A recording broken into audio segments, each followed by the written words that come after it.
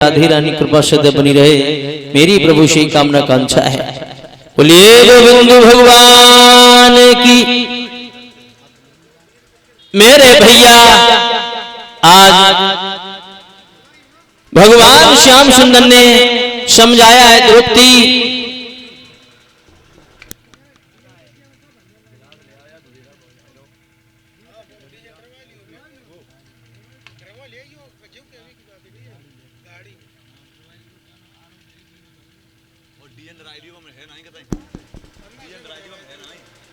बोलिए गोविंद भगवान की।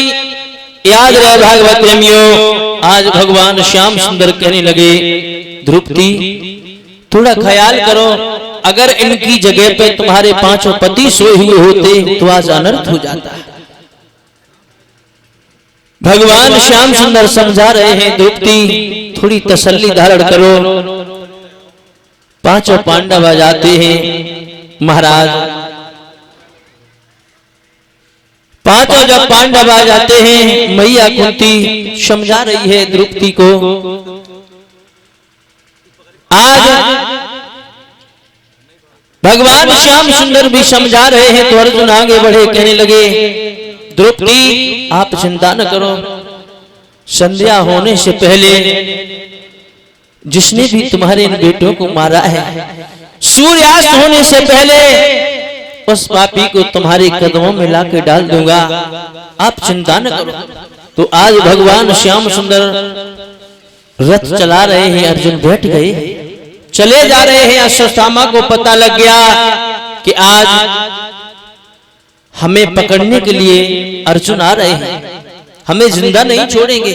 उसी वक्त आज महाराज अश्वत्थामा ने ब्रह्मास्त्र को छोड़ दिया।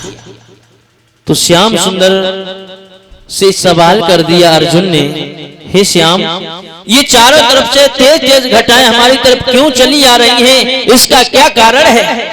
कन्हैया समझाने लगे अर्जुन तुमने थोड़ी सी देर अगर कर दी तो काल के मुंह में जाने से तुम्हें कोई नहीं बचा सकता। क्यों क्यों क्यों? अश्वत्थामा ने ब्रह्मास्त्र को छोड़ा है, छोड़ना तो जानता है, लेकिन उसने वो विद्या नहीं सीख पाई कि ब्रह्मास्त्र को वापस बुला सके। आप भी ब्रह्मास्त्र को छोड़ो। तो अर्जुन ने भी अपना ब्रह्मास्त्र छोड़ दिया है। दोनों जब आपस में टकराने लगे तो ऐसा प्रतीत हो रहा था कि सारा संसार जल के राख हो जाएगा। उसी वक्त महाराज अर्जुन से कन्हैया ने कहा आप दोनों ब्रह्मास्त्र को वापस बुलाओ। वापस बुलाया है तो जो अग्नि जल रही थी वो शांत हो जाती है। आगे बढ़े, अश्वत्थामा को पकड़ लिया है। कन्हैया ने कहा अर्जुन से कि अर्जुन ऐसा करो तुम अश्वत्थामा को मार दो, क्योंकि ये पापी है, इसने तुम्हारे बेटों को मारा है। तो समझा करके कहने लगे महाराज अर्जुन मैं इसको मार नहीं सकता हूं। क्यों? एक तो इसके पिता से हमने धनुर्विद्या सीखी है, दूसरी बात ये ब्राह्मण कुल से है, इसको मैं मार नहीं सकता। और एक बात और बताऊं, अश्वत्थामा को कोई मार भी नहीं सकता था। क्यों? अश्वत्थामा अमर था, याद रहे। आज रथ के पीछे बांध लिया है, बांधने के बाद चला जा रहा है। उसी वक्त देखा है द्रौपदी की नजर पड़ी है अश्वत्थामा के ऊपर, तो द्रौपदी के मन में दया आने लगी है। दया, जब दया आई है मेरे भैया, आज द्रौपदी के मन में जब दया आई है, पास आते आते इतनी दया आई है कि इसी ने तुम्हारे इन बेटों को मारा है, यह हत्यारा तुम्हारे सामने दंड आप दो, क्या देना चाहती हो? मेरे भैया आज महाराज उसी वक्त द्रौपदी ने समझाया है कि श्याम इसे क्षमा कर दो, इसे मारने से या इसको कोई दंड दिया जाए तो हमारे बेटा वापस नहीं आ सकते हैं। देखिए लोगों, द्रौपदी ने कितना बड़ा त्याग किया है। घर में या गांव में या परिवार में छोटी सी लड़ाई हो जाए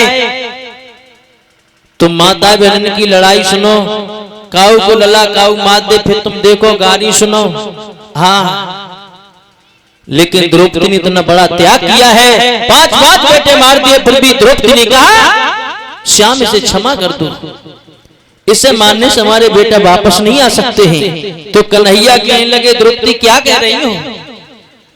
जिसने तुम्हारे 5 बेटों को मारा है वो हत्यारा तुम्हारे सामने खड़ा है और तुम कह रही है इसे क्षमा कर दो। बोले हाँ। तो कन्हैया ने कहा, द्रौपदी आज के बाद सारा संसार तुम्हारी त्याग की गाथा गाएगा। कन्हैया समझा करके बोले हैं,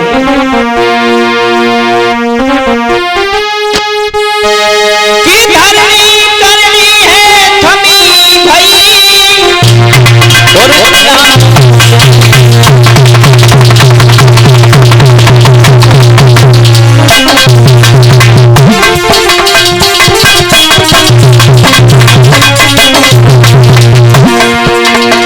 कन्हैया ने कहा, धन्य है द्रौपदी,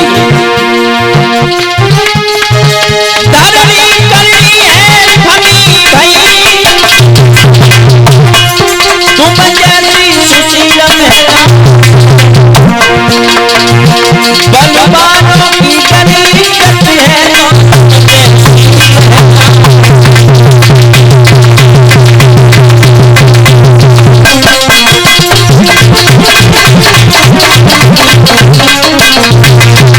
याद है भागवत प्रेमियों। आज द्रौपदी समझा करके कहने लगी, श्याम इसे क्षमा कर दो, इसे छोड़ दो। लेकिन जो द्रौपदी की बात सुनी तो आज अर्जुन आगे बढ़े हैं। महाराज अश्वत्थामा के मस्तक में एक मणि थी, मस्तक को चीर दिया, मस्तक में से मणि निकाल ली है, सर मुड़वा के और छोड़ दिया। एक बात बताऊं भागवत प्रेमियों, कोई इज्जतदार व्यक्ति हो और उसकी समाज में बेइज्जती करके उसे छोड़ दिया जाए तो क्या मौत से कम सजा है?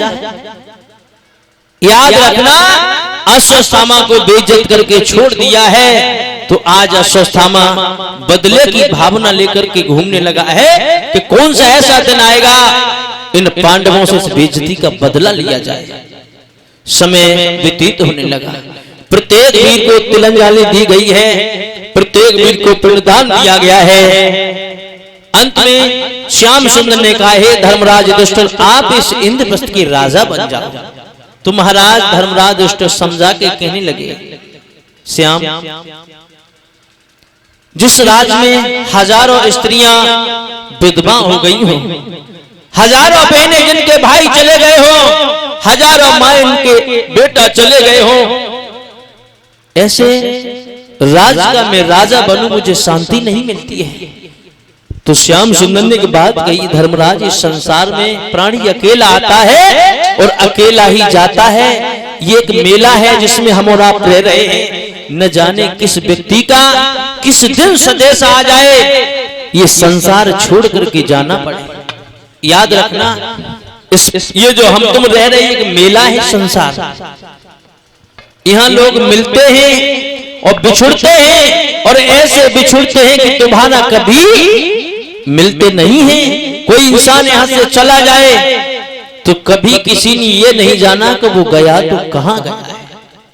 याद रहे, ये संसार एक मेला है, बताया है।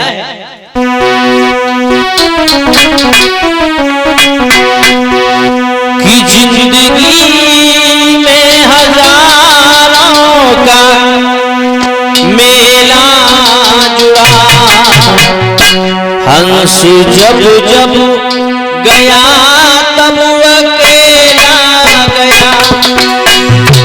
जिंदगी में हजारों का मेला जुड़ा, हंस जब जब गया तब अकेला गया।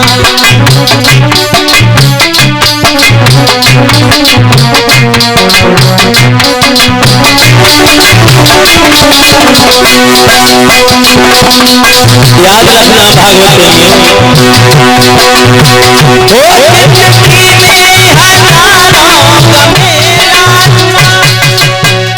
हंस जब जब गया तब अकेला गया। जिंदगी में हजारों का मेला, जब जब गया तब अकेला।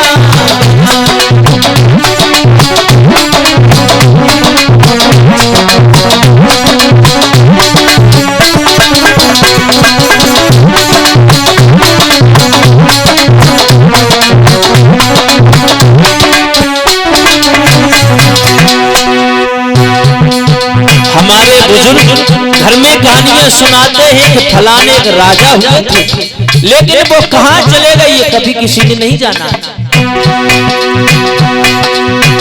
ना वो राजा रहे ना वो रानी रही, सिर्फ उनकी कहानी रही। ना वो राजा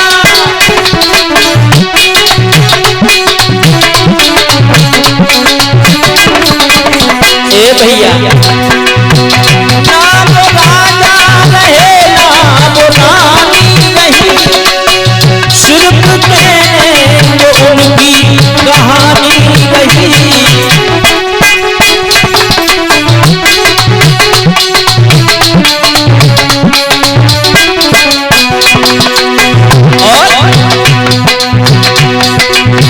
साथ उनके विनायक धेला गया, हंस जब जब गया तब अंधेरा गया।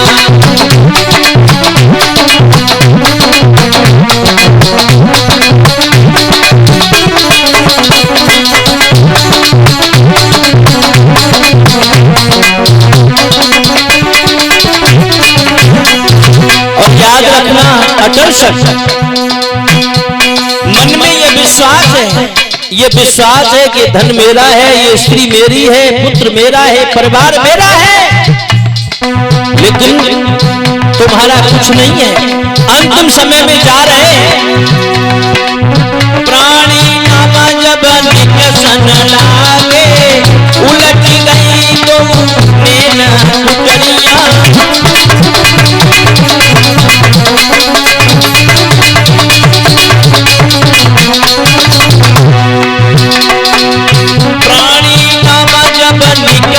लागे उलट गई तो नैना टुकड़ियां।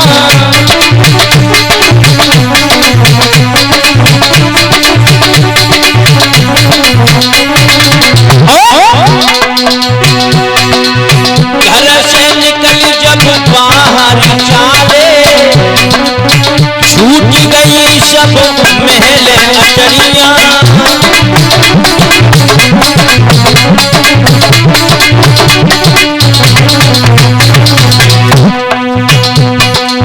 आंखों से देख रहे ये महल मेरे, स्त्री मेरी है, ये पुत्र मेरा है, लेकिन साथ नहीं ले जा पा रहे।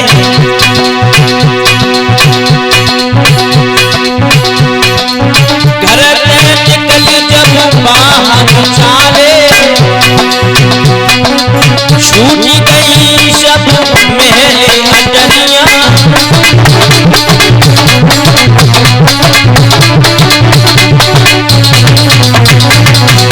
याद रखना फूफा जी, अरे घर से निकल जब बाहर चाले, छूट गई सब महल अटरियां।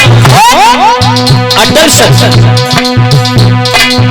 जाए शमशान में चिता बनी है भैया, ओ जाए शमशान में चिता बनी है, संग में गए कछु कंडा लकड़ियां।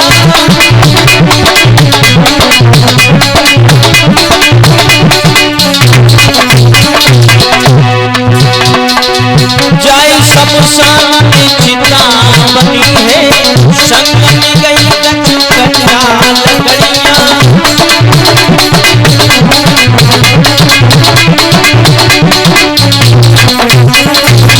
इसलिए हर एक व्यक्ति कितना भी आपका सगा संबंधी हो, कितना भी आपको प्रेम करता हो, लेकिन आज दिन तक मरघट से आगे किसी ने किसी का साथ नहीं निभा पाया।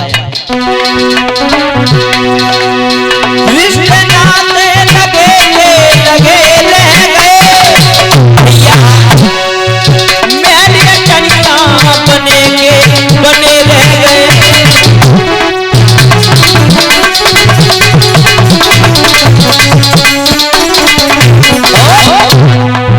साथ मरघट से आगे न कोई गया, साथ मरघट से आगे न कोई गया। हंस जब जब गया तब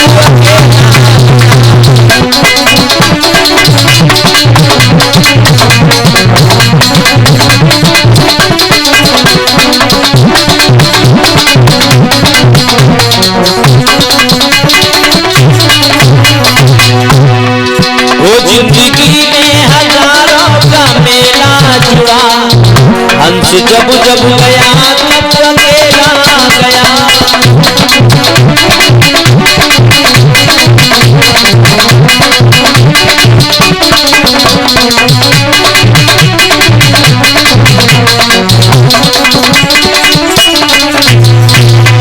याद रखना, भागवत प्रेम की श्रृंखला है जिसमें हम और आप रह रहे हैं। न कोई किसी का पुत्र है, न कोई किसी की स्त्री है, न परिवार है। जो यहाँ मिलता है वो यही रह जाता है। याद रखना, अनेक प्रकार से भगवान श्याम सुंदर ने धर्मराज युधिष्ठिर को समझाया है। समझाने के बाद आज राजा बनाया गया है। जब राजा बना दिया तो दाई और महाराज धर्मराज युधिष्ठिर बाई हुई द्रौपदी बैठी हुई है। राज अभिषेक हुआ, इंद्रप्रस्थ का राजा बना दिया। इधर महाराज भीष्म पितामह सरसैया पर पड़े हैं, आंखों से आंसू निकल रहे हैं, मन में विचार कर रहे हैं। अब महाराज भीष्म पितामह को ज्ञात हुआ कि मैंने पांडवों के साथ अनर्थ किया। क्यों? पांडव भी हमारे नाती थे और कौरव भी हमारे नाती थे, लेकिन मैंने कौरवों के साथ में पक्षपात किया, पांडवों के साथ में अच्छा व्यवहार नहीं किया। तो सरसैया पर पड़े हैं, आंखों से आंसू निकल रहे हैं। महाराज भीष्म पितामह के मन में विचार करते हैं कि मैंने पांडवों के साथ में बड़ा ही अनर्थ किया। आंखों से आंसू निकल रहे हैं।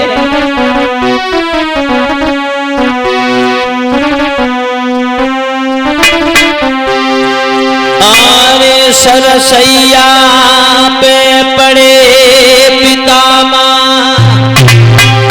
और सोच करे रे भाभी।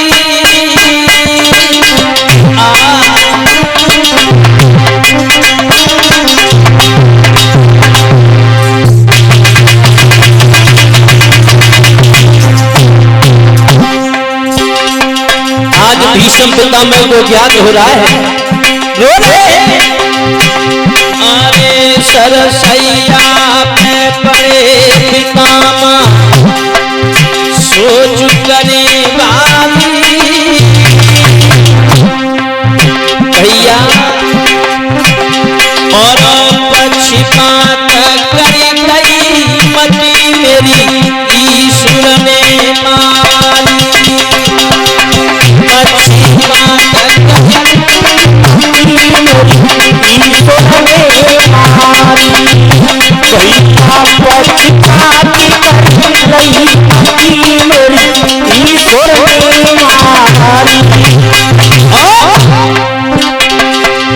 अरे हमारे दोनों ही नाती। भीष्म पितामह सोचते हैं मैंने बड़ा गलत किया। अरे हमारे दोनों ही नाती, मैं तरफा है गया गरीब ने बजुर की छान।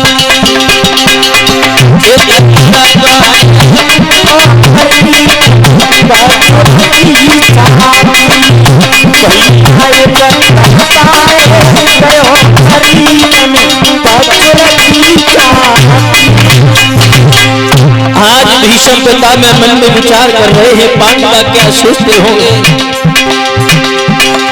अरे पांडवा का सोचता होंगे और धर्मराज दरबार जाए हम का जवाब देंगे। लाला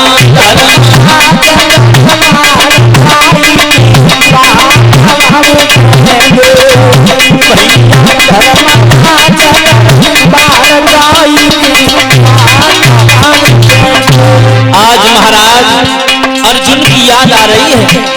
भीष्म पितामह को विचार करते हैं। अरे आज मेरो पांडु लला होता। अरे आज मेरो पांडु लला होता।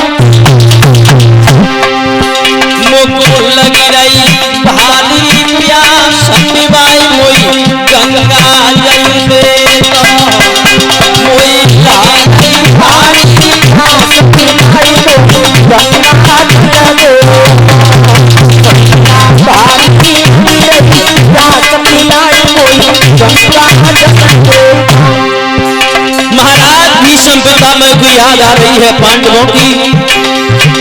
मुझको लगी रही भारी प्यास, बाई हुई गंगा जल दे भारी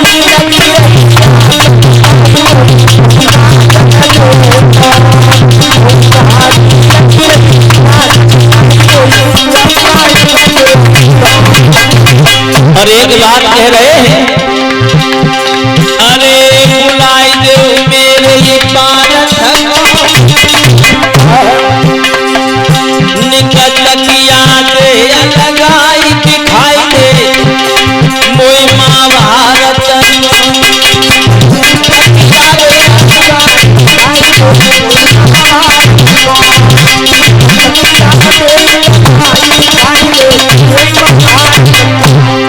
और याद रखना भागवत प्रेमियों, अरे कभी सममन में पछतावे चाहे कितनी हुए जाए पैर बखत सुने अपने किया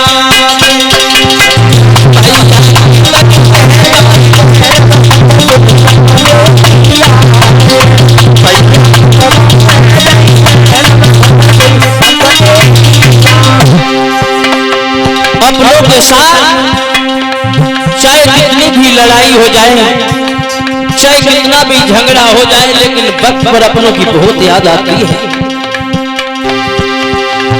चाहे कितनी है जाए पैर बखत सुने अपने किया दर्द कितनी है जाए पैर बखत सुने अपने किया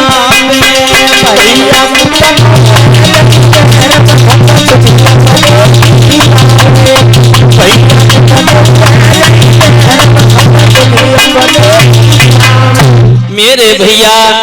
आज पांडव की याद आ रही है महाराज भीष्म पितामह को। इधर भगवान श्याम सुंदर मन में विचार करते हैं कि बाबा भीष्म पितामह सरसैया पर पड़े हैं, जब तक उन्हें हमारे दर्शन नहीं होंगे तब तक वो शरीर को नहीं छोड़ सकते हैं।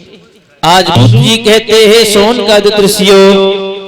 इधर भगवान श्याम सुंदर ने समझाया है, हे धर्मराज युधिष्ठिर, मुझे रहते रहते यहाँ काफी वक्त हो गया है, मुझे अपने द्वारका में जाना है। तो आज भगवान श्याम सुंदर ने जब ये कहा तो मैया कुंती, द्रौपदी, पांचों पांडव आ जाते। मैया कुंती बहुत रोती है, कहती है लाला श्याम, मैं तो तुम्हें अपना सिर्फ भतीजा ही समझती रही, लेकिन तुम तो पार ब्रह्म परमेश्वर हो। श्याम सुंदर ने कहा बुआ, मैं आपका भतीजा पहले था और अब भी हूँ। जब भी आप हमें याद करोगी तो मैं आकर के तुम्हारी मदद करेंगे। भगवान श्याम सुंदर जैसे ही चलने के लिए उद्यत हुए, इधर अभिमन्यु की पत्नी जो उत्तरा है, उसके घर को महाराज पुनः अश्वत्थामा ने ब्रह्मा छोड़ा है, तो उसको गर्भ को जलने लगा है, उसका गर्भ जलाने लगा है वो ब्रह्मास्त्र। तो आज वो भागी है, आवाज लगा रही है, श्याम मेरी रक्षा करो, मेरे प्राण जा रहे हैं। मुझे ऐसा प्रतीत होता है कि मेरे गर्भ को कोई जलाए दे रहा है। भगवान श्याम सुंदर ने देखा तो छोटा सा रूप धारण करके आज उत्तरा के गर्भ की रक्षा की है। भगवान श्याम सुंदर चले हैं तो आज अर्जुन रथ चला रहे हैं और कन्हैया रथ पर सवार है। चले जा रहे, घूमते घामते द्वारका में पहुंचे हैं। काफी वक्त हो गया। इधर धर्मराज युधिष्ठिर परेशान हैं कि अर्जुन को मैंने सिर्फ 7 दिन के लिए भेजा था, लेकिन 6 महीने से ज्यादा का वक्त हो गया, अर्जुन लौट करके नहीं आए। बड़े उदास हैं। तब तक घर में उत्तरा के गर्भ से एक बेटे का जन्म होता है। महाराज धर्मराज युधिष्ठिर ने ब्राह्मण ऋषि महात्माओं को घर में बुलाया है। बुलाने के बाद उस बेटे का नामकरण संस्कार करवाया है। तो उस बेटे का नाम परीक्षित रख दिया। बोलिए परीक्षित महाराज की। घर में उस बेटे का नाम परीक्षित रख दिया। बड़ी प्रसन्नता है घर में, सभी प्रसन्न हैं, लेकिन महाराज धर्मराज युधिष्ठिर को अपने भैया की याद आ रही है। बायां अंग फड़क रहा है, मन में विचार करते मुझे ऐसा प्रतीत हो रहा है कि मेरे अर्जुन के साथ में कुछ अनर्थ हुआ चला जा रहा है। इधर कन्हैया ने कहा कि हे अर्जुन, मैं ये इंद्रप्रस्थ छोड़ करके, ये द्वारका छोड़ करके गोधाम के लिए जा रहा हूं। आप धन दौलत, गोपी ग्वाल, गाय बछड़ी अपने साथ में सब इंद्रप्रस्थ लिए जाना। इतना कह करके भगवान श्याम सुंदर गोधाम के लिए चले जाते हैं। इधर अर्जुन वहां से चले हैं। अर्जुन चले आ रहे हैं, रास्ते में भील मिल गए। तो अर्जुन जैसे भीलों को देखा है अर्जुन ने, तो आज वो भील धनमाल लूटने लगे हैं उन गोपियों से। जो भी सोना जेवरात था सब लूट लिया, लेकिन महाराज अर्जुन अपने धनुष पर बाण रख रहे हैं, बार बार चला रहे हैं, लेकिन वो बाण निष्क्रिय हो जा रहा है। अर्जुन बड़े परेशान हैं, अर्जुन बड़े ही दुखे हुए मन में विचार करते हैं। जब युद्ध भूमि में हम युद्ध लड़ते थे तो हजारों बड़े बड़े वीर योद्धा रणभूमि छोड़ करके भाग जाते थे, लेकिन मेरे साथ क्या हो रहा है? समय किसी ने नहीं जाना है, कब किस व्यक्ति का समय कैसा आ जाए। समय समय के रंग, समय समय का फेर, समय बदलने में कभी ना लगती देर। याद रखना, समय का ऐसा चक्र होता है, न जाने किस दिन आप पर प्रभु की नजर पड़ जाए कि आप रंक से राजा हो जाओ, किस दिन नजर हट जाए कि आप राजा से भिखारी हो जाओ। महाराज बड़े ही परेशान हुए। और एक बात और बताऊं, बड़े बड़े वीर योद्धा,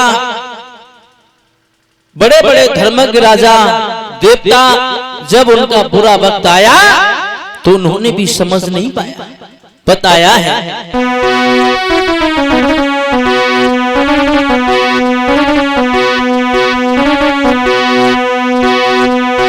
अरे बात मेरी बिल्कुल नहीं झूठी,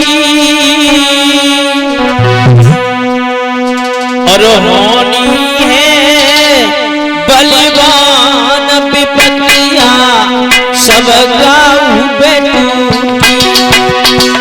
भैया होनी है बलवान विपत्तियां घर घर बेटूटी।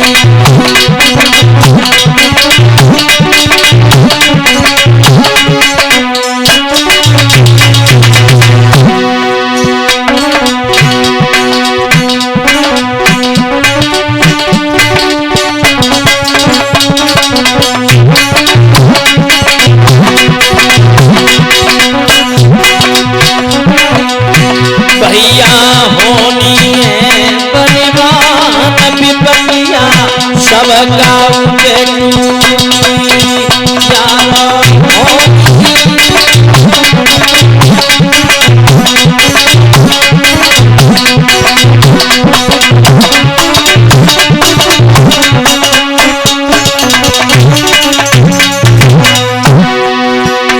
अरे होने के प्रताप एक दिन रावण पे टूटी।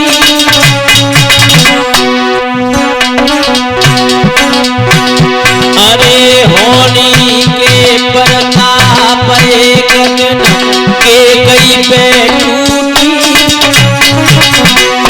भगवान श्री राम का राज अभिषेक होने में सिर्फ एक रात की बाकी थी। सुबह होते वरदान मांगी, महाराज दशरथ से हुआ क्या? अरे होनी के प्रताप एक दिन के कई पे टूटी।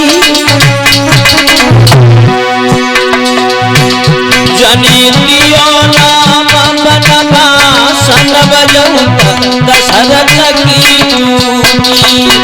भैया दियो नाम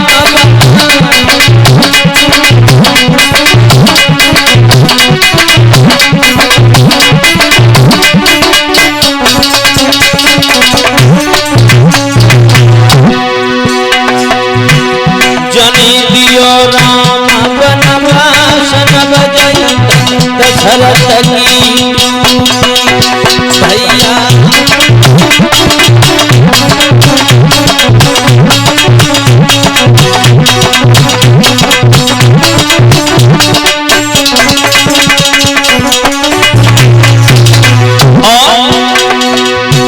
अरे होनी के प्रताप एक दिन रावण पे टूटी।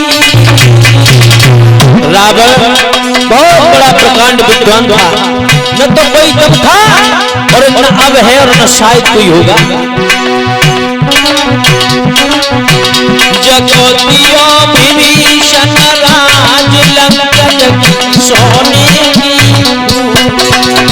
भैया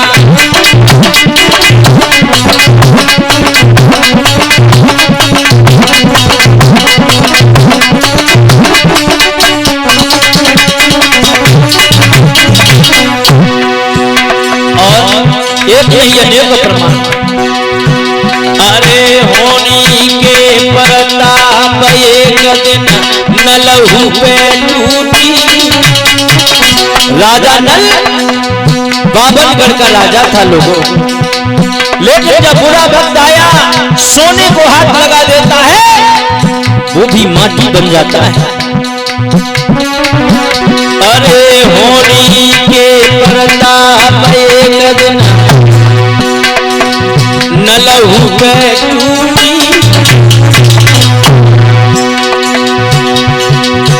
जब लो शनिचर छाई हार निकल गई भैया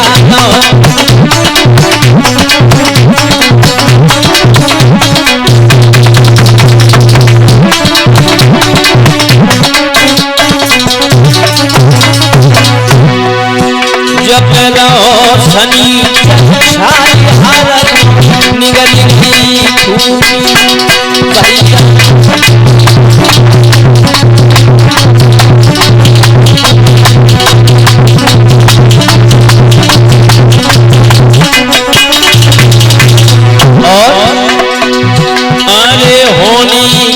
प्रताप एक दिन अर्जुन पे टूटी। अर्जुन बहुत बड़ा बाड़ाधारी था, लेकिन जगे अर्जुन बेही बान गोपिका भीलन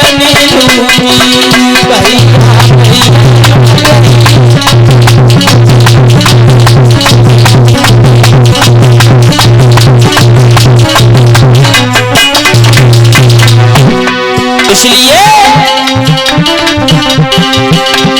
अरे भावई सब तुम यारा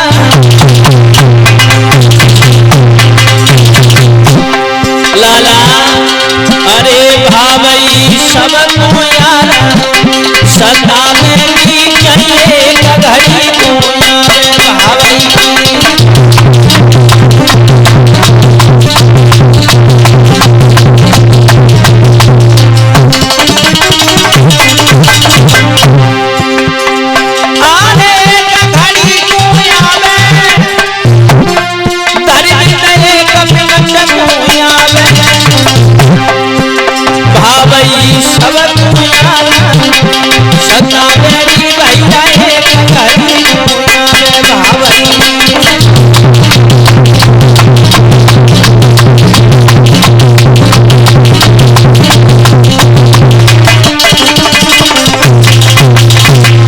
याद रहे भागवत प्रेमियों, महाराज अनेक प्रकार से बहुत कोशिश की है अर्जुन ने, लेकिन उन भीलों का कुछ नहीं बिगाड़ सके।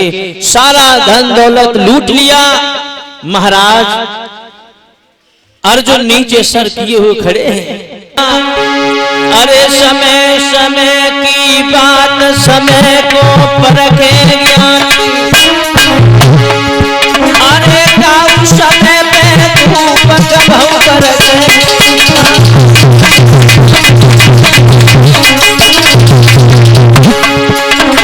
लाला। अरे समय समय की बात समय को परखे ज्ञानी,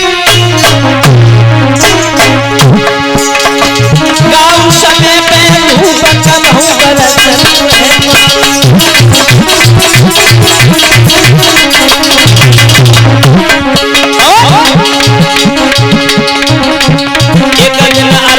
महाभारत जीत लो, एक दिन गोपिका लूट लई वन में, एक दिन कन्हैया लड़ छोड़ी भाग गए, एक दिन कंस को पछाड़ दो छिन में।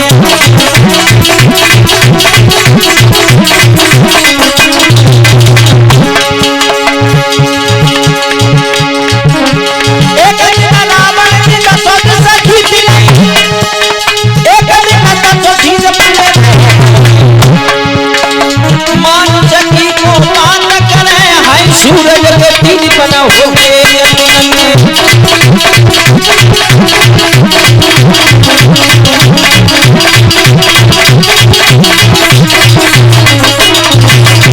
इसलिए ध्यान रखना। अरे बलिहारी बलिहारी समय की बलिहारी, भैया राजा थे बन गए भिखारी।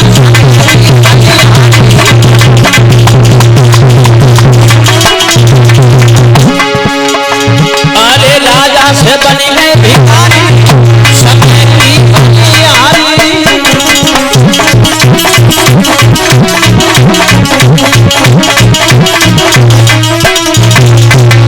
याद है भागवत प्रेमियों, समय का वो चक्र होता है जो समय के चक्र में पड़ गया वो कभी बच नहीं सकता है। और इसी बीच में श्रीमान मुलायम सिंह यादव जिला अयोध्या से आए हुए 101 रुपए भिजवा रहे। मैं प्रभु से कामना करता हूं परमात्मा सदैव आगे बढ़ते रहे, राधे रानी कृपा सदैव बनी रहे, मेरी प्रभु से कामना कांक्षा है। बोलिए गोविंद भगवान की। याद है भागवत प्रेमियों, आज महाराज अर्जुन चले हैं इधर, जैसे पहुंचे हैं जाकर के इंद्रप्रस्थ में तो महाराज धर्मराज इस तरह आगे भागे, मेरा भाई आ गया, अपने भाई को बाहों में भर लिया, लेकिन अर्जुन कुछ कह नहीं रहे हैं। दिमाग में झटका लगा, मुझे ऐसा प्रतीत होता है कि अर्जुन के साथ में ऐसी कोई घटना घटित हो गई है जिससे अर्जुन बहुत परेशान है। अर्जुन से कहा, धर्मराज दुष्ट ने, अर्जुन क्या बात है, आखिर तुम क्यों नहीं बोल रहे हो? ऐसा कौन सा तुम्हारे ऊपर विपत्ति का पहाड़ टूट गया जो अपने भाई से अपने दिल की बात नहीं कह रहे? अर्जुन समझा करके कहने लगे, भैया जब यहां से कन्हैया के साथ में गया था, कन्हैया गोधाम के लिए चले गए, उन्होंने हमसे जाते जाते ये कहा था कि अर्जुन धन दौलत गोपी ग्वाल सब अपने साथ इंद्रप्रस्थ लिए जाना। रास्ते में आ रहे थे, भील मिल गए, मैंने बहुत कोशिश की भैया, लेकिन धनुष पर बाण रखते रहे, मेरा बाण निष्क्रिय होता चला जा रहा था, बहुत कोशिश की, लेकिन भैया उन गोपियों को लुटने से मैं नहीं बचा पाया। मुझे बहुत ही खेद, मुझे ऐसा प्रतीत होता है कि जब तक श्याम थे तब तक बल और ताकत होने के साथ साथ मुझे ऐसा प्रतीत होता है कि हमारी शक्ति छीन हो गई है। भैया हमारा तुम्हारा यहाँ रहना ठीक नहीं है, हमें तुम्हें ये राज छोड़ करके भगवान का भजन करना चाहिए, क्योंकि जब तक श्याम थे तब तक ताकत थी, कन्हैया नहीं तो बल चला गया, भैया यहाँ रहना उचित नहीं है। तो आज महाराज धर्मराज दुष्ट ने अपने नाती परीक्षित को राजा बनाया है, इंद्रप्रस्थ का राजा बनाने के बाद आज पांचों पांडवा, मैया कुंती, द्रौपदी चले हैं। जब वो चले हैं इस वक्त राजा बना करके, वो वक्त कौन सा था? द्वापर का अंतिम समय चल रहा था, कलयुग की शुरुआत होने वाली थी। जिस वक्त वो गए उस वक्त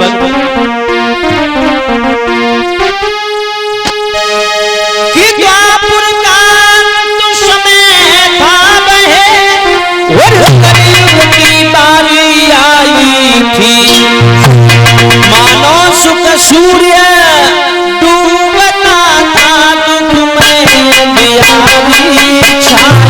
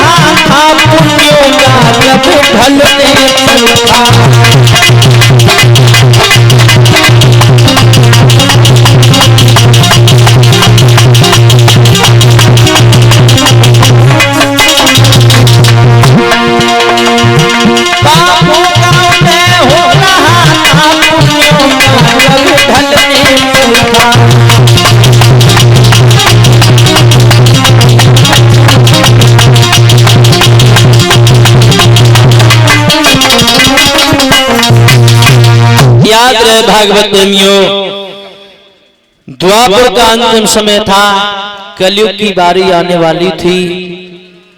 आज महाराज उसी वक्त पांचों पांडव, मैया कुंती, द्रौपदी चले हैं, हिमालय में पहुंचे हैं। जाकर के प्रमाण ये मिलता है कि उन्होंने भगवान का भजन करते करते अपने शरीर को गला दिया।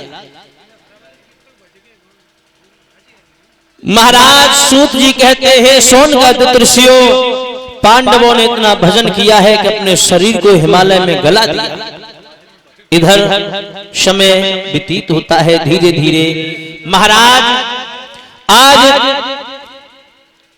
परीक्षित राजा बन गए।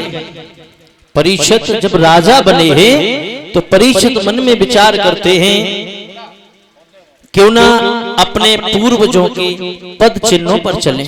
जैसे हमारे बाबा राज चलाते रहे, उन्हीं के पद चिन्हों पर चल के हम इस राज को चलाएं। राजा,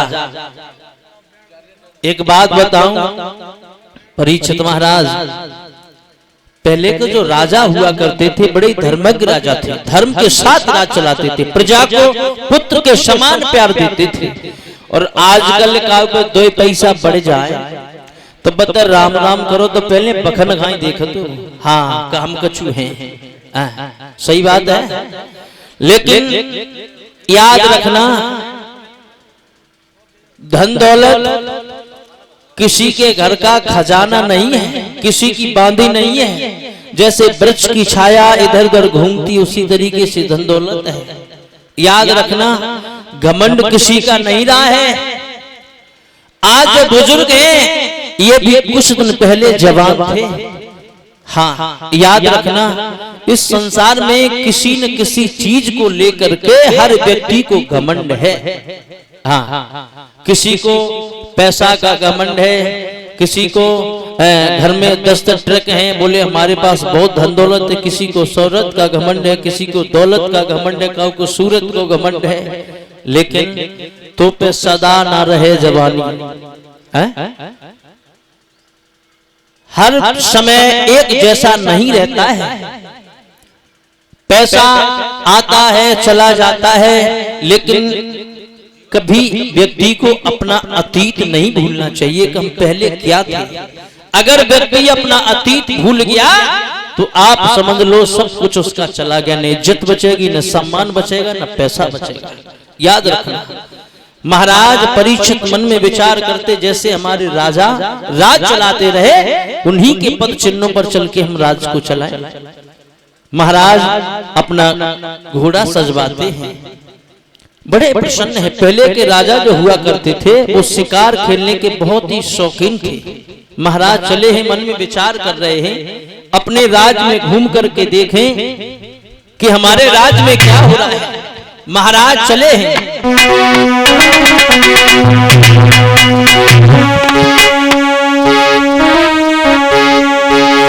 अरे सैया तो ना बाला देखो, चलो है रे दुल्हा तो ना बाला देखो, चलो है रे भूप परीक्षा हो राजा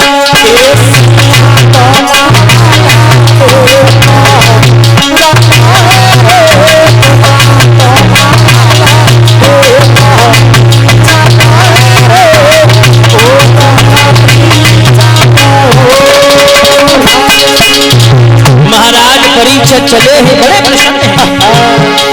ओ सैया तो न बाला देखो, चलो है दुल्हा तो न बाला देखो, चलो है रे भूप परीक्षा हो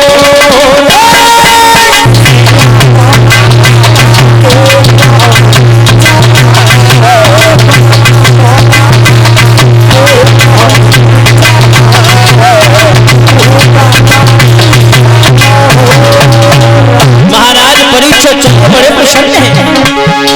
अरे भूप परीक्षित घोड़ा की सवारी, बांध ले हथियार कर तेरा सवारी, घोड़ा की करी सवारी शिकार भैया बोले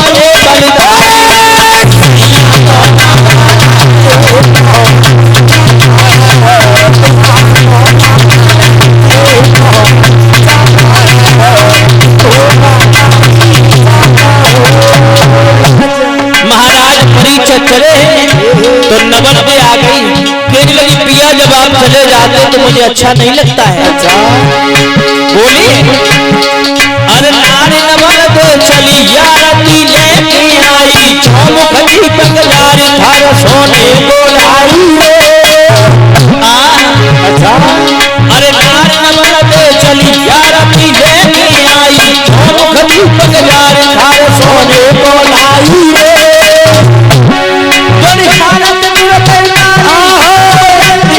अरे आइयो ये सिंह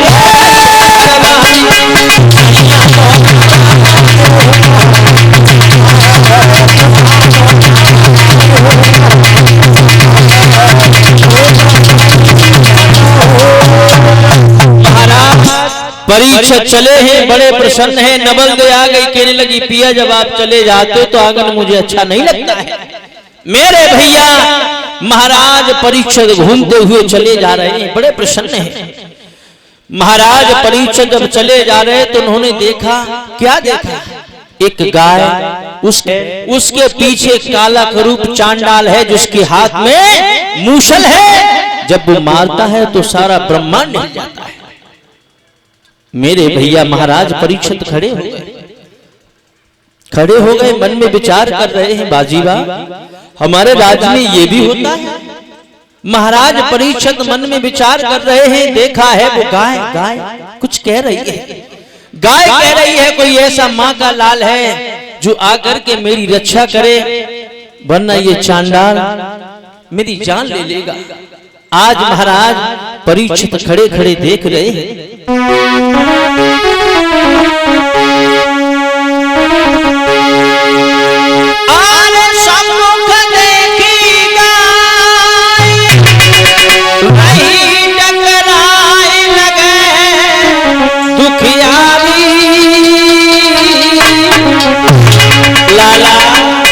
और खेलताते शिकार रे जब उन्होंने नजरी घुमा,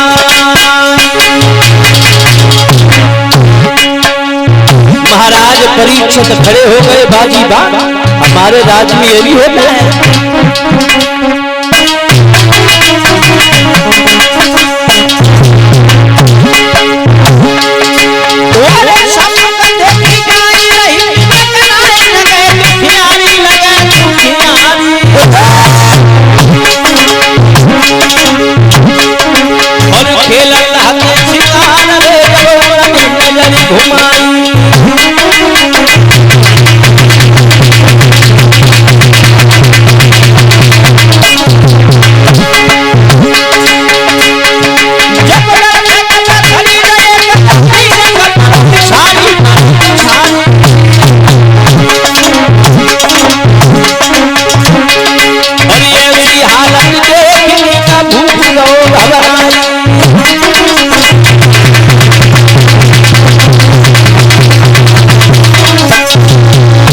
महाराज परीक्षित ने देखा एक गाय है, उसके पीछे एक बैल है, बैल के पीछे एक चांडाल है, चांडाल के हाथ में मूसल है। जब वो मारता है तो ब्रह्मांड हिल जाता है। वो गाय चिल्ला रही थी कोई ऐसा माँ का लाल है जो आकर के हमारी रक्षा करे, मेरे प्राण बचाए। महाराज परीक्षित खड़े देख रहे हैं, वो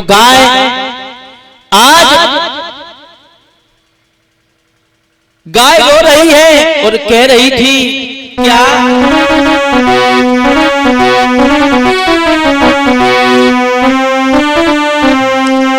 आने रही है रुधनु मचाए, अरे वाह दुखियानी गैया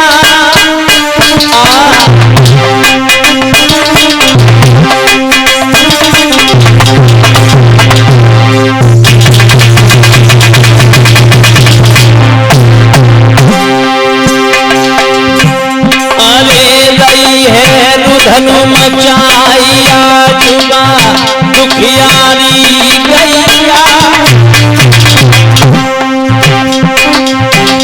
मेरी ये बेला जब जाई धर्म की तू बची है नैया,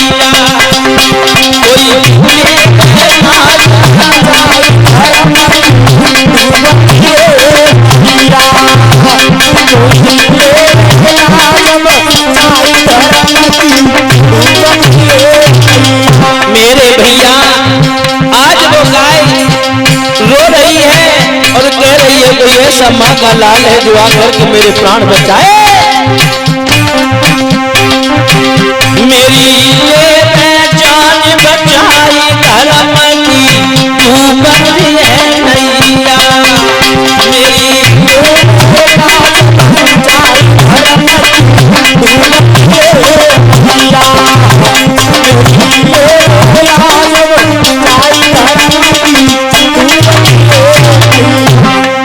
अरे कहे तब अभिमन्यु छैया।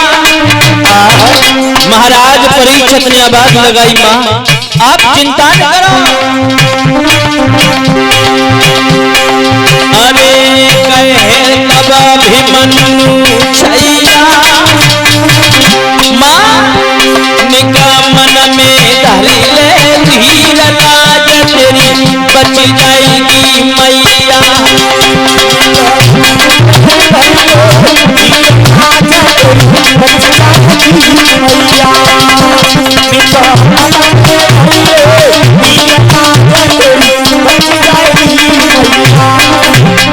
और लोगों माँ तो माँ होती है,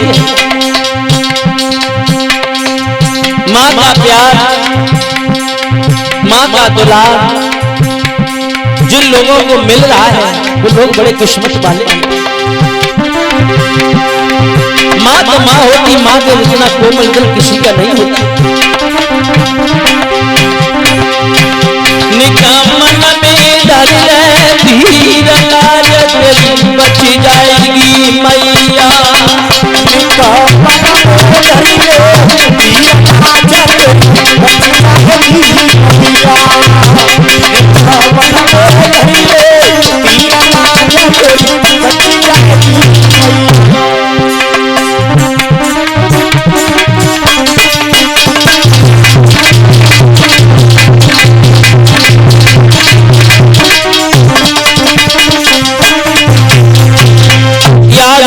भागवत प्रेमियों, आज वो गाय चिल्ला रही थी तो महाराज परीक्षित ने आवाज लगाई, मैया तुम चिंता न करो, हमारे होते हुए तुम्हें कोई कुछ नहीं कर सकता है। याद रखना भागवत प्रेमियों,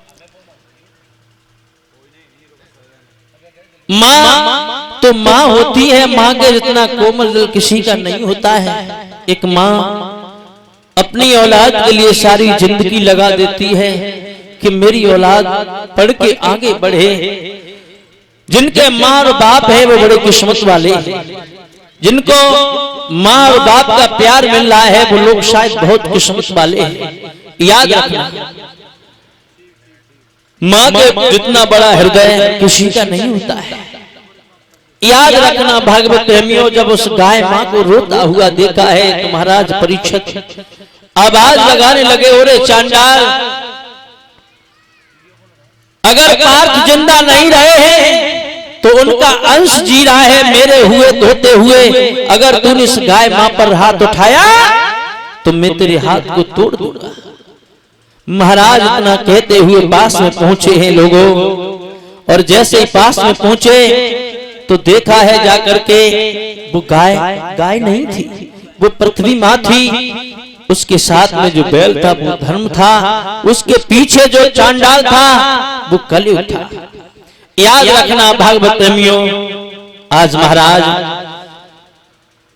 धर्म कहने लगे, हे राजन परीक्षित, अगर मेरे साथ में चांडाल कलयुग है, अगर उसका समय आ गया, इसको तुमने जिंदा छोड़ दिया तो इसके समय में बड़े बड़े बुरे कर्म होंगे,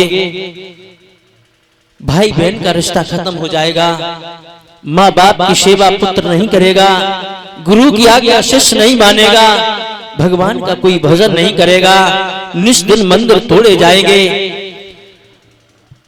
तो महाराज पास में पहुंचे हैं, जाकर के हाथ में तलवार ली है, बोले इसको हम जिंदा नहीं रखेंगे, ना रहेगा बांस ना बजेगी बांस, इसे में जिंदा ही नहीं रखेंगे। याद रहे भागवत प्रेमियों, आज महाराज परीक्षित ने जो ही तलवार उस कलयुग की मारना चाहिए तो कलयुग कहने लगा, महाराज थोड़ी देर रुक जाओ, हमें आप मार सकते हो, आप राजा हैं, लेकिन इससे पहले हमारे 3 भाई आकर के चले गए, उन्हीं का मैं चौथे नंबर का भाई हूं।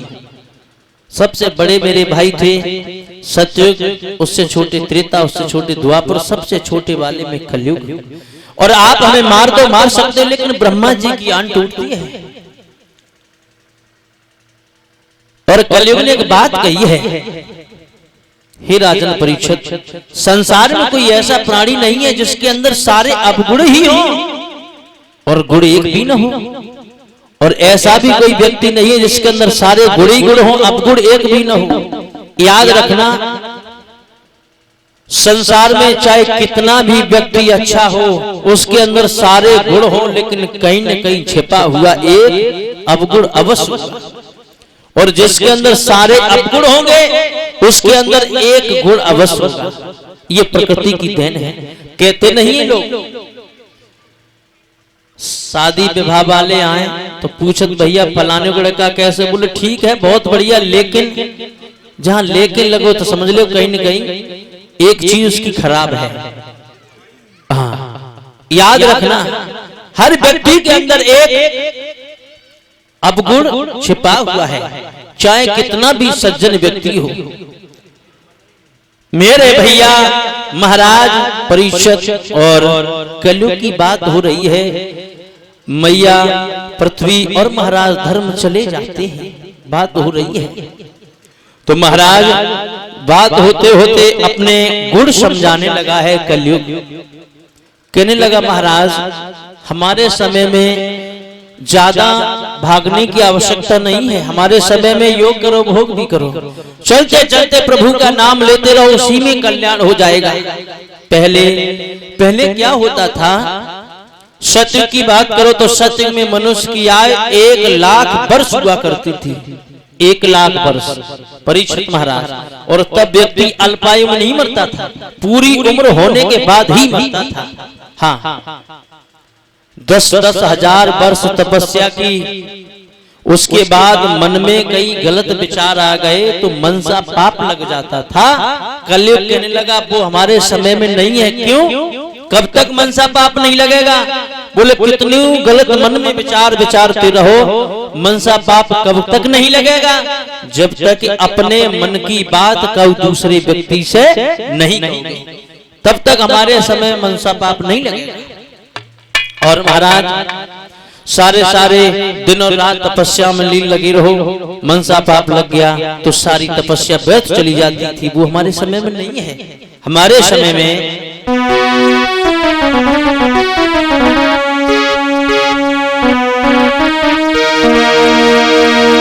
कलयुग ने कहा महाराज, अरे कल युग के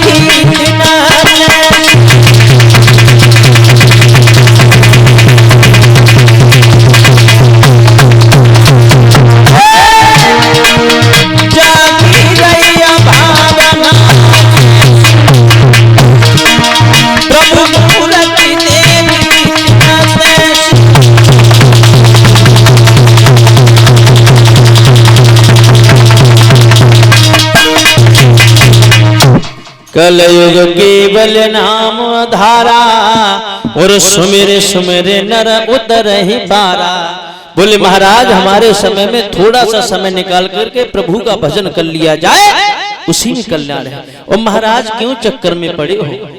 कस्तूरी में है दोष जोगा रंग नहीं लाई है, और सोना में है दोष जोबू सुगंध नहीं लाओ है। राम में है दोष जो सूर्पनखा की नाक तो कटाई है, और रावण में है दोष जो सीता को हरि लाओ है। अहिल्या में है दोष जो इंद्र संग भोग कियो, और इंद्र में है दोष चोरी से घुस आओ है।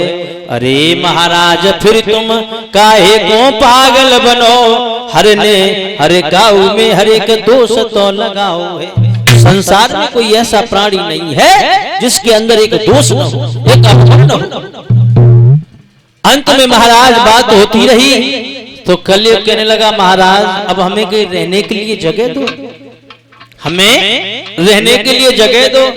तो महाराज परीक्षित कहने लगे सुनो, जहां गुरु का कोई मान न हो, जहां भगवान का कोई नाम न लेता हो, जहां मंदिरा पान किया जाता हो, जहां वैश्य निवास करती हो, जहां जुएबाजी होती हो, जहां झूठी बातें ज्यादा होती हो, जाओ मैंने तुम्हें रहने के लिए वहां स्थान दिया। कलयुग कहने लगा हे राजन आपने सब में खराबी जगह दे दी, कोई और सही जगह दे दो। जाते जाते महाराज ने कहा जाओ मैंने तुम्हें सोने में और बांस दिया। इतना कह करके महाराज परीक्षित चले जाते समय धीरे धीरे व्यतीत होता चला गया। एक दिन पुनः महाराज परीक्षित चले हैं अश्व पर सवार होते हुए, और सभी भक्तजन ताली बजाते हुए प्रभु का प्यारा सब भजन बोलने बड़े भाव से।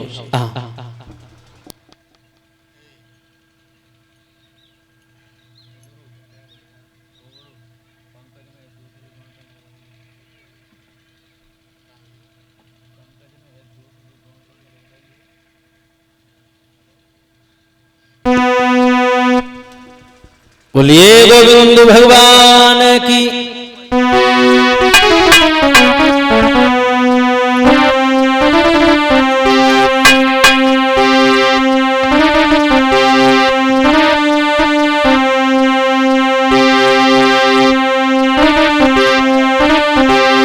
बड़े भाव से सभी लोग बोलेंगे।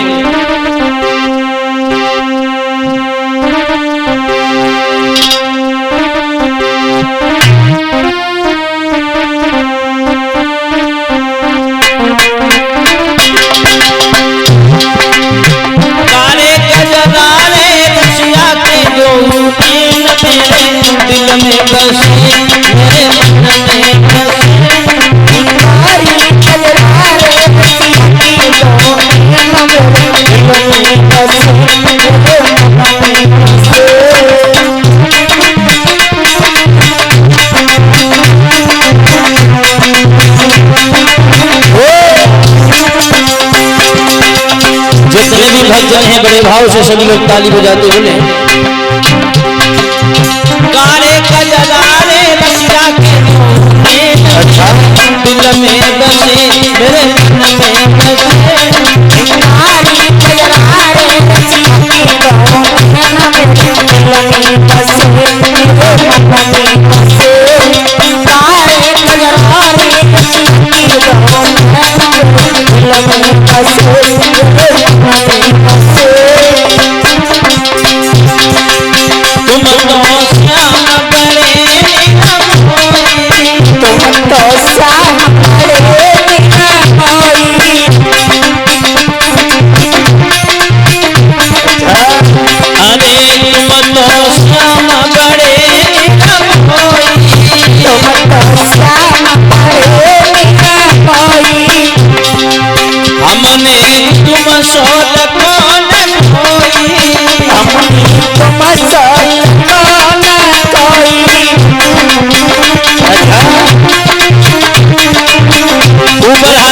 सभी लोग बड़े भाव से बोले हमने तुम सोल कोना कोई हमने तुम सोल कोना कोई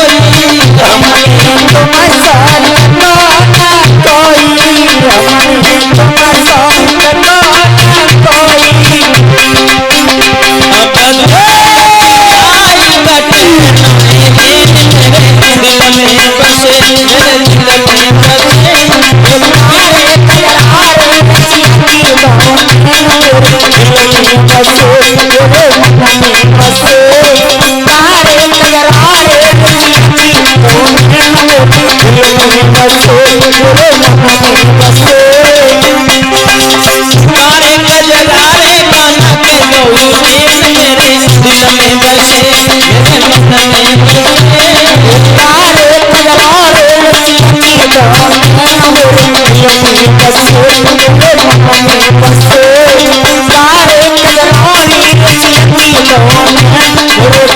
में बसे मेरे मन में बसे। अरे करी करिया निखरती जाई छाती, करी करिया निखरती रही जाती, करी करिया निखरती रही जाती। अरे करी करिया निखरती जाई छाती, करी करिया निखरती रही जाती, करी करिया निखरती रही जाती। अरे बिना श्याम मोहिनी नयनाती, बिना श्याम मोहिनी नयनाती, बिना श्याम मोहिनी नयनाती। अरे बिना श्याम मोहिनी नयनाती, बिना श्याम मोहिनी नयनाती। अच्छा अब घर में लगे मेरे दिल में बसे, मेरे मन में बसे। तारी कयरोरी रचीनी लो मेरे दिल में बसे, मेरे मन में बसे। तारे कयरारे कांती लो मेरे दिल में बसे, मेरे मन में बसे। ओंकारे कजरारे कांते लो, अच्छा मेरे दिल में बसे, मेरे मन में बसे। तारे कयरारे कांते लो मेरे दिल में बसे, मेरे मन में बसे। तारे कयरारे रचीनी लो मेरे दिल में बसे, मेरे मन में बसे। ये गोविंद भगवान की। सूत जी कहते हैं सोन का दुद्रसराज, समय धीरे धीरे व्यतीत होता चला गया। महाराज परीक्षित एक दिन पुनः शिकार खेलने के लिए चलते हैं। मन में बड़े प्रसन्न हैं, अपना घोड़ा सजवाया है, सिपाहियों को साथ में लिया है। महाराज परीक्षित उस अश्व पर सवार हुए हैं, सोच रहे हैं आज वन विहार करके आएंगे। महाराज जब चले हैं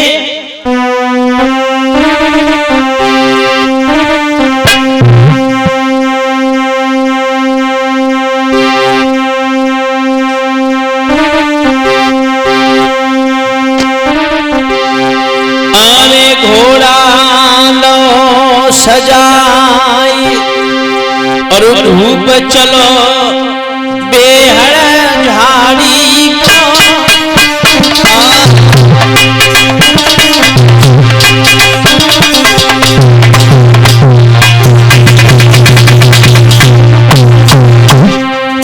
महाराज परीक्षित चले, अरे घोड़ा लो सजाए, धूप चलो बेहड़ झाड़ी को। बुद्धो खेलन जात शिकार लखत जाए, प्यारी प्यारी भैया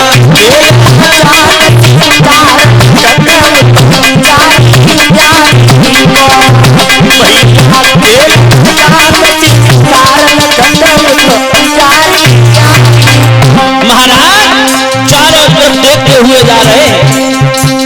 अरे नजरिया आगे को जाती लाला, अरे नजरिया आगे को जाती। एक हिरना लखोया गाल भूपने तब करी की चाल।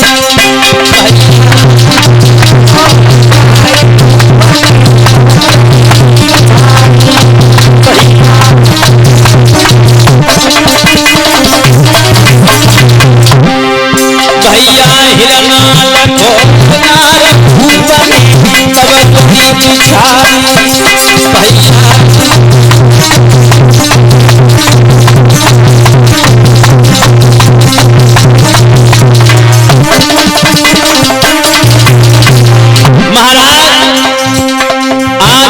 महाराज परीक्षित देखा तो हिरण बाजीरा, हिरण मामा मारीच बन गया।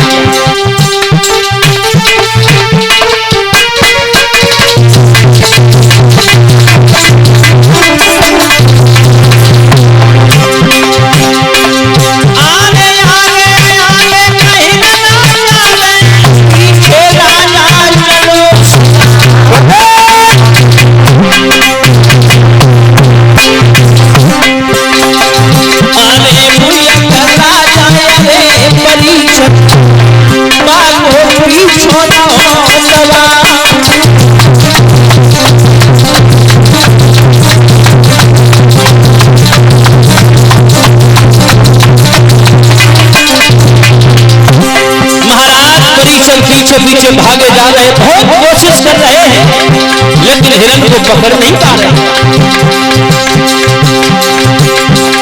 आगे आगे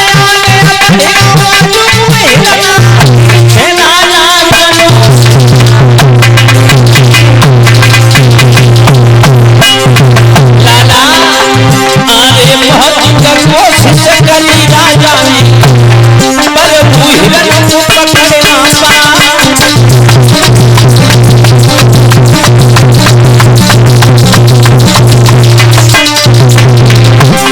लाला कैसे नहीं न ए भैया, कैसे नहीं न ए भैया,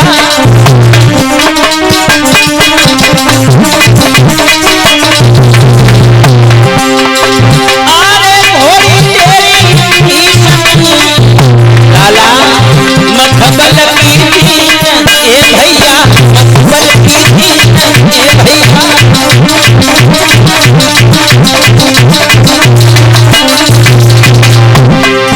कैसे नहीं न ए भैया, कैसे नहीं न।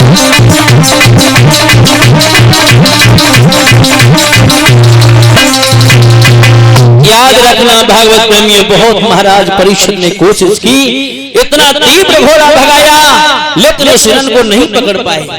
जब हिरण को नहीं पकड़ पाए तो महाराज परीक्षित को बहुत तेज प्यास सताने लगी है, बहुत तेज। अब उस जंगल में महाराज परीक्षित देख रहे कहीं एक ढूक पानी मिल जाए, जो थोड़ी सी तसल्ली मिल जाए। महाराज परीक्षित उस बगीचे में, उस जंगल में देख रहे। महाराज परीक्षित की बुद्धि खराब हो गई। महाराज परीक्षित के सर पे कलयुग बैठ गया। महाराज परीक्षित कह रहे बाजीबा, अरे बाबा तू ढोंग बनाए बैठा है, मैं इस राज्य का राजा हूं, मेरा सम्मान नहीं कर रहा है, तेरी बुद्धि खराब हो गई है। अनाप शनाप महाराज बोल रहे हैं और कहने लगे राजा राजा।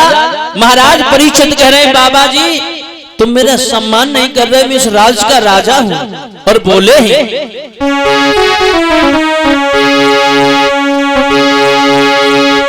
अरे मानो नाई मेरो जान लाला, ओ मानो नाई मेरो जान, सन्यासी रे मानो नाई मेरो जानो, सन्यासी रे करी डालो अपना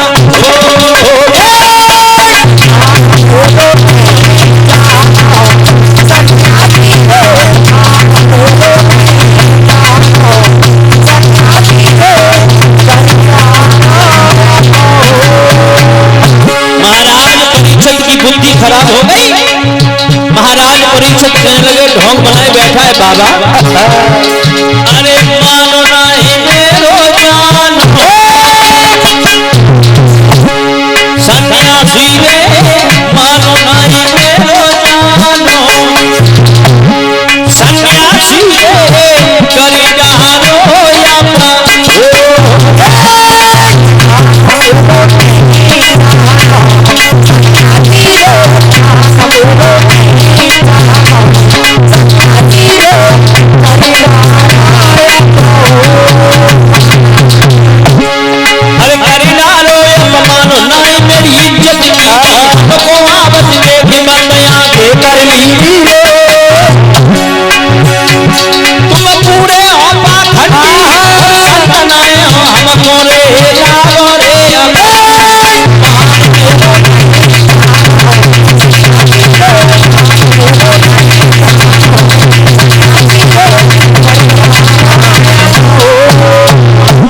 महाराज परीक्षित की बुद्धि खराब हो गई तो महाराज परीक्षित ने अपने धनुष पर बाण रखा।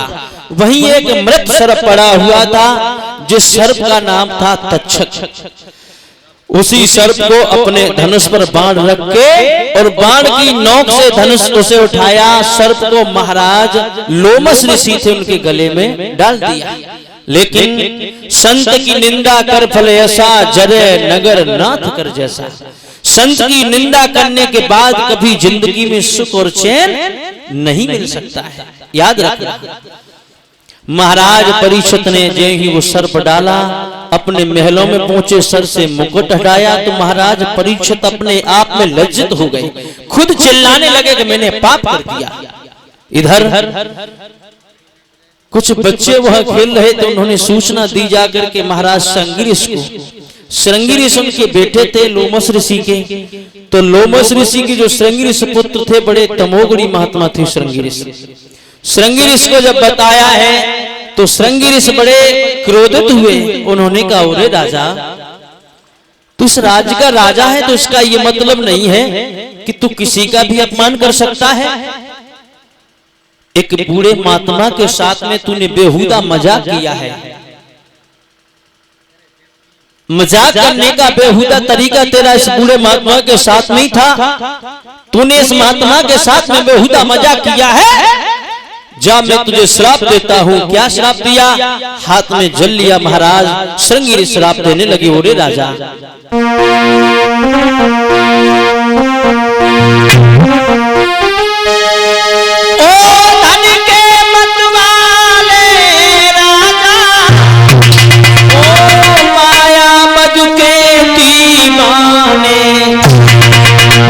मेरे हाथों अरे मौत तेरी लिख भेजी विश्वविधान।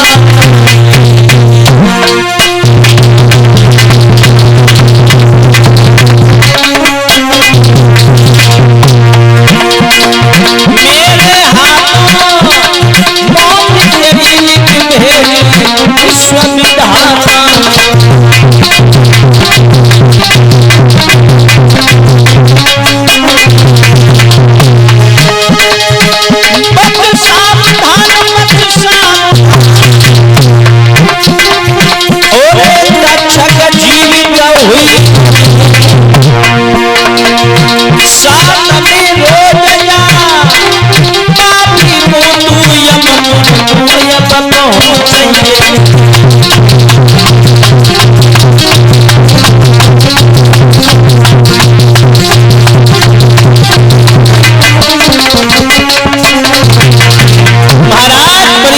श्राप दे दिया। साल में हो गया पानी को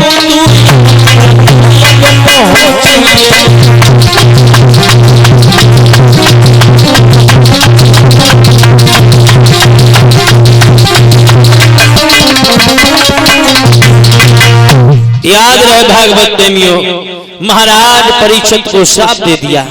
और धन के मत वाले राजा और माया मत के दीवाने, मेरे हाथ से मौत तेरी लिख भेजी विश्वविधाता ने। जिस बूढ़े महात्मा के साथ में तूने बेहुदा मजाक किया है, गले में डाला है, आज से साथ में रोज यही तेरी मौत का कारण बनेगा, यही तेरे डसेगा, इसके डसने से तेरी मौत हो जाएगी। महाराज परीक्षित को श्राप लग गया। महाराज परीक्षित को जब श्राप दिया है, उसी वक्त लोमस ऋषि की आंखें खुल गई। लोमस ऋषि ने कहा, बेटा श्रृंगी तुमने अच्छा नहीं किया। सत्य बात तो यह है, जब तक महाराज परीक्षित इस राज्य के राजा थे तभी तक कलयुग का वास नहीं था। राजा परीक्षित बहुत अच्छा राजा था। अब ऐसा करो, उसे सूचना भिजवाओ जो अपनी मुक्ति की कोई उपाय कर सके, मुक्ति का कोई युक्ति बनाए, उससे सूचना भिजवा दो। तो महाराज परीक्षित को सूचना भिजवाई गई है, आपको श्राप लग चुका है, यही मृत सर्प आपके साथ में रोज आपको काटेगा, आपकी मौत हो जाएगी।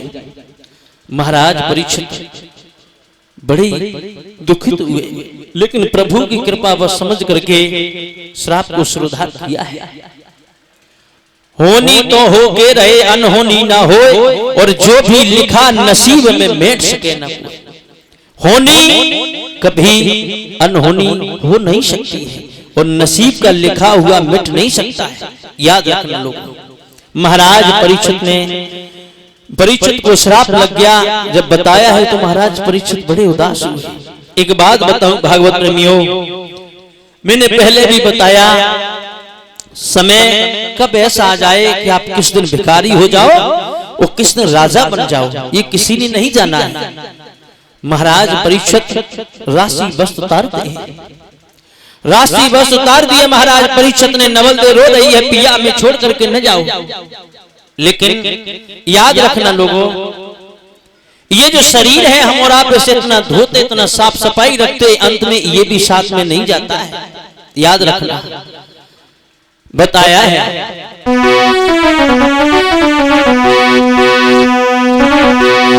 किसी दिन खाक के अंदर हमें भी घर बनाना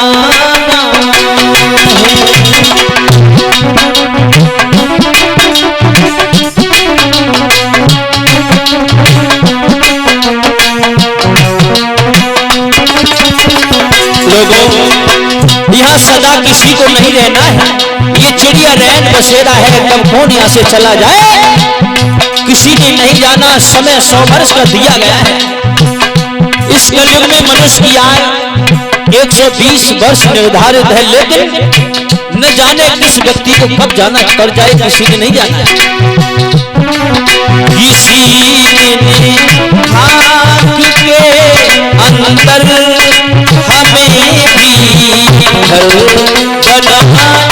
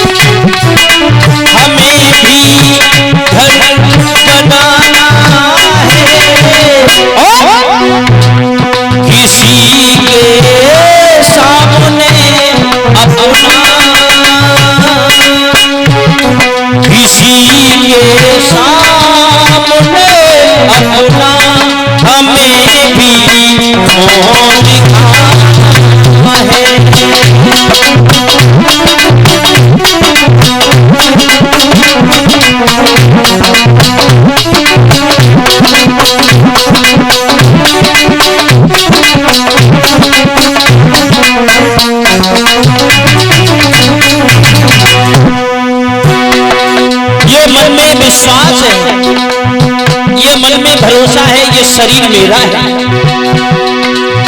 अनेकों प्रकार के साबुन लगाते, अनेकों प्रकार के तेल लगाते हैं। बहुत धोया समझ कर देह धोया गुना।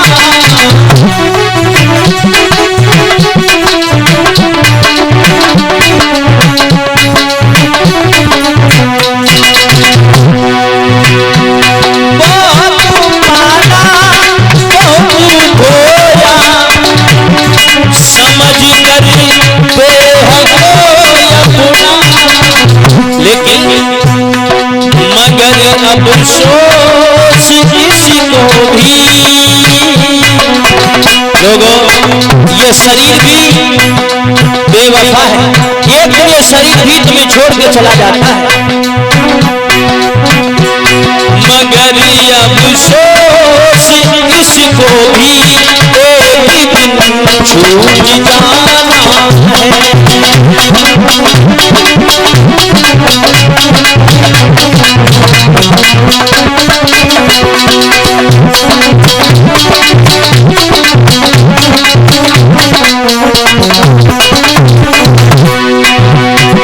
मगर अब सोच इसको भी, भैया याद रखना, मगर अब सोच इसको भी एक दिन छूट जाना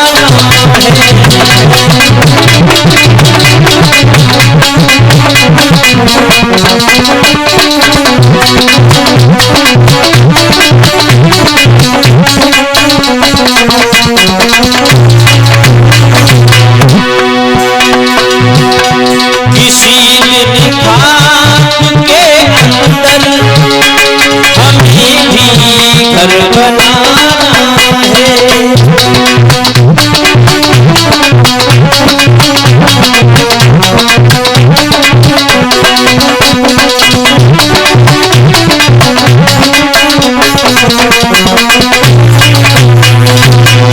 याद रहे भागवत प्रेमी उस दिन छूट जाता है जिससे हम और आप दोनों रात साफ करते ही भरोसा होता है ये शरीर मेरा है। महाराज परीक्षित ने राशि वस्त्र उतार दिए हैं। नवलदेव रो रही है। महाराज नहीं रुक रहे, अपने पुत्र जन्मेजय को राज का राजा बना दिया है।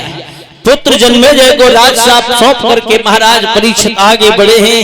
तो नवलदेव आगे आगे कहने लगे, पिया मैं छोड़ करके न जाऊं, तुम्हारे बिना इस आंगन में मैं कैसे रहूंगी। महाराज परीक्षित नहीं रुक रहे हैं। महाराज परीक्षित को रोकने की बहुत कोशिश की गई, लेकिन बाहर राजा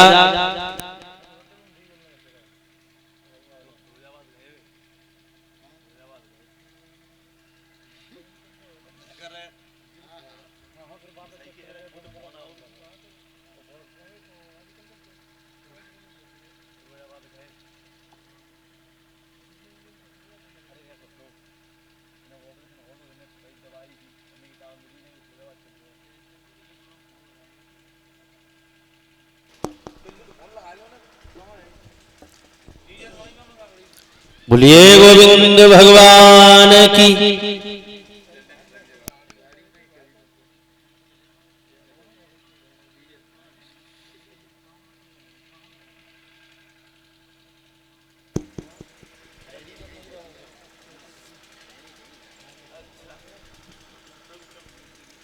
बोलिए गोविंद भगवान की।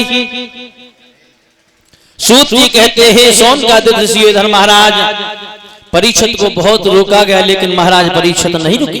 क्या हुआ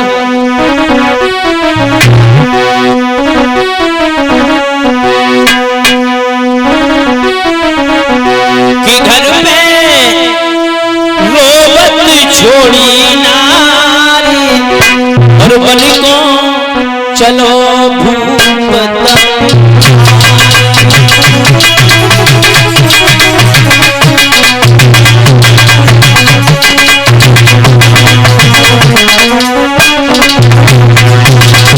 महाराज परीक्षित चले हैं। ओ घर में छोड़ी न बल देना बन को चलो भूपत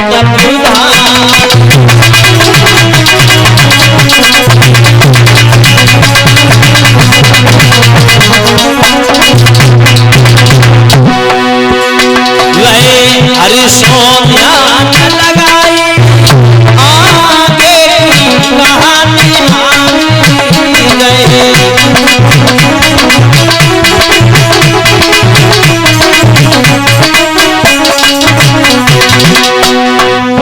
अपनों लगी तीनों है परिवार बन को चलो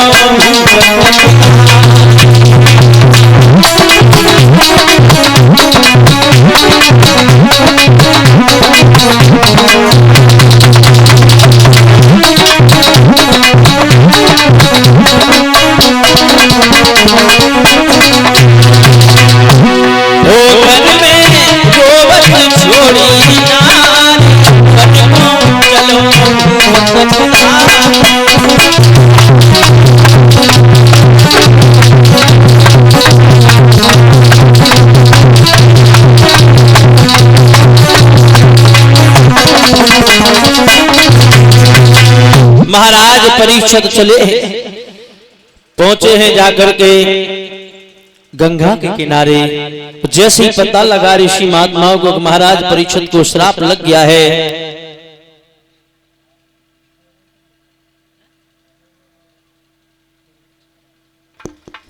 बोलिए गोविंद भगवान की। सूत जी कहते हैं सोन का दृश्यो इधर महाराज परीक्षित गंगा जी के किनारे पहुंचे हैं तो ऋषि महात्माओं को पता लगा है। तो सभी जमदग्नि वशिष्ठ पाराशर ऋषि यानी एक दो नहीं 88,000 ऋषि पहुंच गए, अपनी अपनी युक्ति बता रहे हैं, लेकिन किसी की युक्ति समझ में नहीं आ रही है महाराज। तब तक देखा है एक महात्मा चले आ रहे हैं जिनकी इतनी लंबी जटाएं हैं जमीन पर लकीर बनाती हुई चले आए। तो सभी 88,000 ऋषि खड़े हो गए, दंडवत प्रणाम किया है, कुछ आसन दिया है, उन्हें बैठा दिया। तो सूत जी से शौनकादित्य ऋषियों ने सवाल कर दिया कि हे सूत जी, वो कौन थे महात्मा जिससे 88,000 ऋषि सब खड़े होकर दंडवत प्रणाम किया, आखिर वो कौन थे? तो सूत जी समझा करके कहने लगे, शौनकादित्य ऋषियों, तुमने सवाल बहुत अच्छा किया है, हम आपको अवश्य बताएंगे। एक दिन महाराज देव ऋषि चले हैं कैलाश पर्वत पे। कैलाश पर्वत पर पहुंचे जाकर के तो भोले बाबा से सवाल कर दिया कि हे प्रभु, तुम्हारे गले में जो माला पड़ी हुई है ये किसकी है, इनका क्या कारण है? तो आज भोले बाबा ने कहा, नारद, इससे पहले तुमने हमें कभी नहीं पूछा, आज क्यों पूछ रहे हो? बोले बस ऐसे ही प्रभु मन में विचार आ गए, तुमने पूछ लिया आपसे। बोले हमारे गले में जो भी मुंडों की माला पड़ी हुई है, ये सब मालाएं, ये सब मुंड तुम्हारी मैया के हैं। बोले देव ऋषि नारद वहां से भागे हैं और भाग करके पहुंचे कहां? पार्वती के पास में।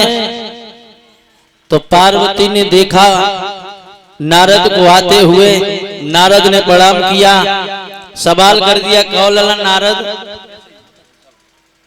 बड़े दिनों में आए। बोले मैया, आज इच्छा हो गई तुम्हारे दर्शन करने की, तो इसलिए हम चले आए। बोले कहो कैसे आना हुआ? देव ऋषि नारद कहने लगे, मैया, बाबा के गले में जो मुंडों की माला पड़ी है, कभी तुमने उनको पूछा उसका क्या कारण है, किसके मुंड हैं वो गले में डाले हैं?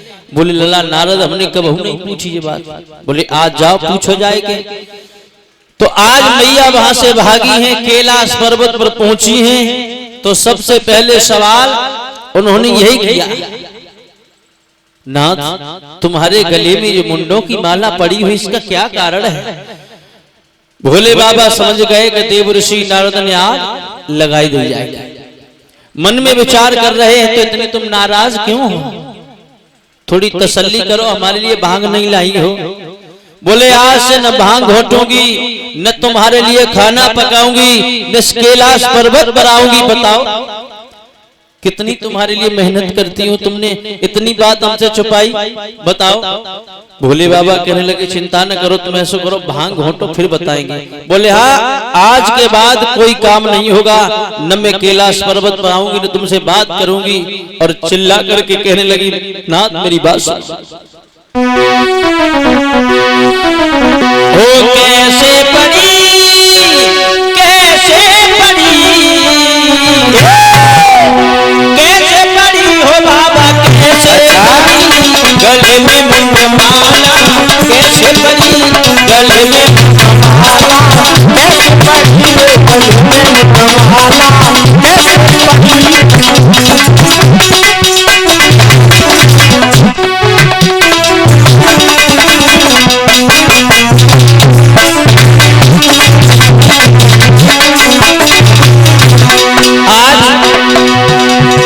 भोले बाबा से मैया समझा करके कहने लगी, नाथ आज बताना होगा।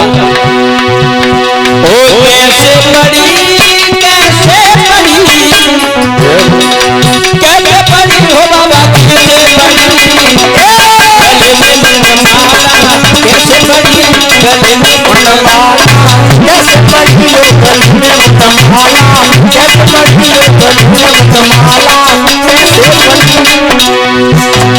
मैया समझा करके कहने लगी, नाथ हो कुछ तो नाथ हमें समझाओ, कुछ तो नाथ हमें समझाओ, कुछ तो नाथ हमें समझाओ, कुछ तो नाथ हमें समझाओ।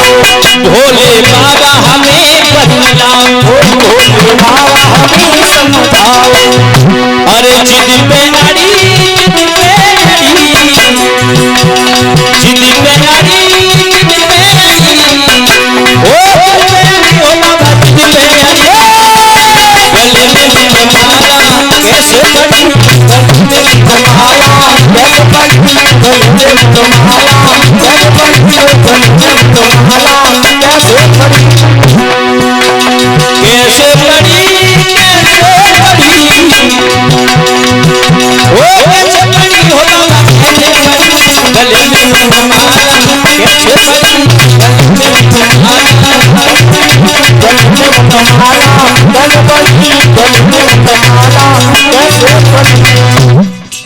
आज भोले बाबा से समझा करके कहने लगी, मैया नाथ, आज आपको बताना ही होगा कि तुम्हारे गले में मुन्नों की माला पड़ी, इसका क्या कारण है नाथ?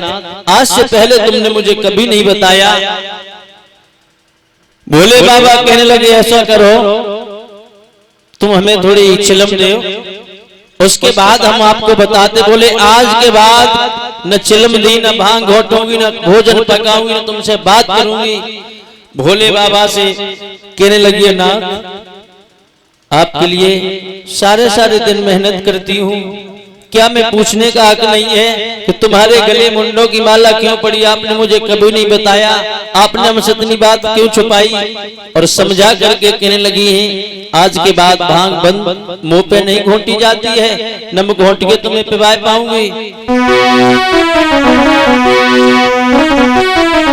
समझा करके कहा है मैया ने, बाबा ए नाथ कि मुंह पे न चले सिलबट्टा, अच्छा सिंगट्टा मेरो मुंह पे न चले सिलबट्टा, सिंगट्टा मेरो मुंह पे न चले सिलबट्टा, सिंगट्टा मेरो। आज के बाद न भांग घोटूंगी, न कैलाश पर्वत में आऊंगी, न भोजन पकाऊंगी, न तुमसे बात करूंगी।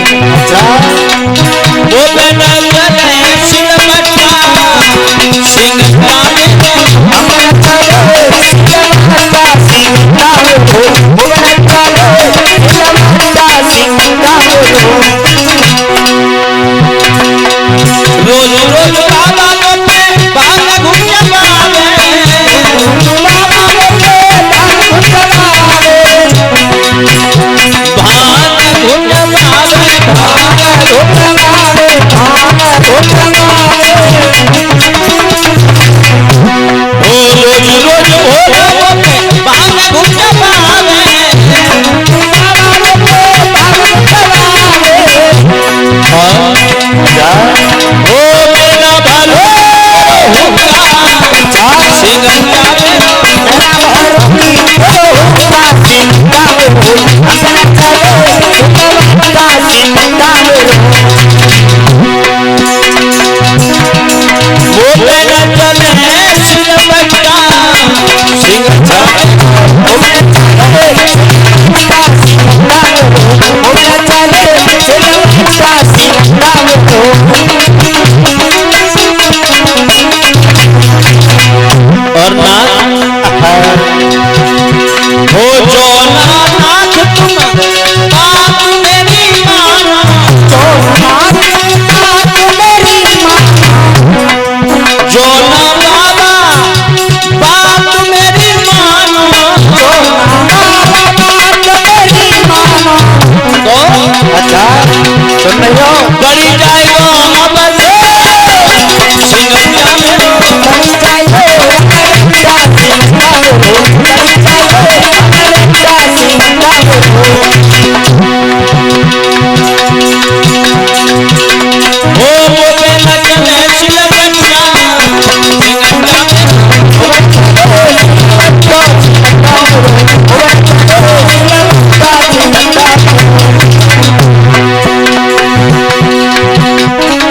और उसी बीच में 101 रुपए का आशीर्वाद प्रदान हुआ श्रीमान अनिल यादव, अंकुल यादव, बंटी एवं हमारे सभी साथी कलाकारों को भी 21-21 रुपए देकर के सम्मानित कर रहे हैं।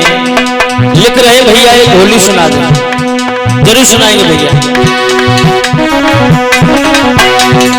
वो पे न चले सिलबट्टा, सिंगट्टा मेरो, वो पे न चले सिलबट्टा,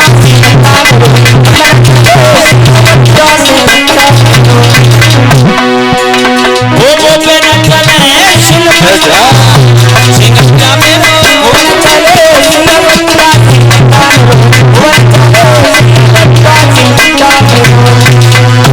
मेरे क्या आपकी आज्ञा है? बोले सारे जंगल में आग लगा दो, कोई भी जीव जंतु इस जंगल में नहीं बचना चाहिए। पूरे जंगल में आग लगा दी है लोगों, सारे जीव जंतु तड़प तड़प कर मर गए। लेकिन भोले बाबा ने आज अपनी गुफा में मृगशाला को बचाया है, तो मृगशाला के नीचे एक तोती का अंडा था। भोले बाबा नहीं समझ पाए, मृगशाला के नीचे तोती का अंडा दब गया और भोले बाबा कथा सुनाना प्रारंभ करते हैं। आज भोले बाबा कथा प्रारंभ करते हैं सुनाने, तो कथा मैया सुन रही हैं, भोले बाबा कथा सुना रहे हैं। क्या हुआ? ओ एक दिना शिव भोले बाबा हमारी कथा तो सुना, सुनते सुनते गौरा मैया अरे धरती पर सोई जा, मात के पड़ गए सोता, करा सोता, मात के पड़ गए सोता, करा सोता।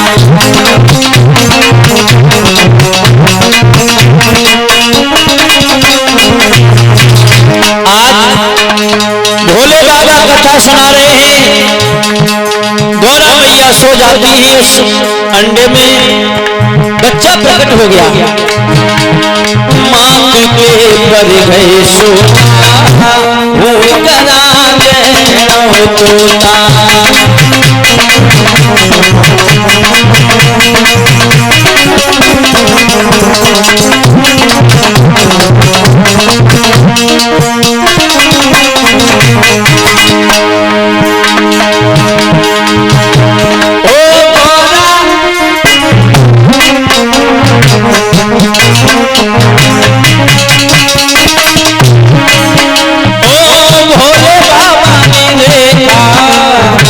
सोई गई गोराना,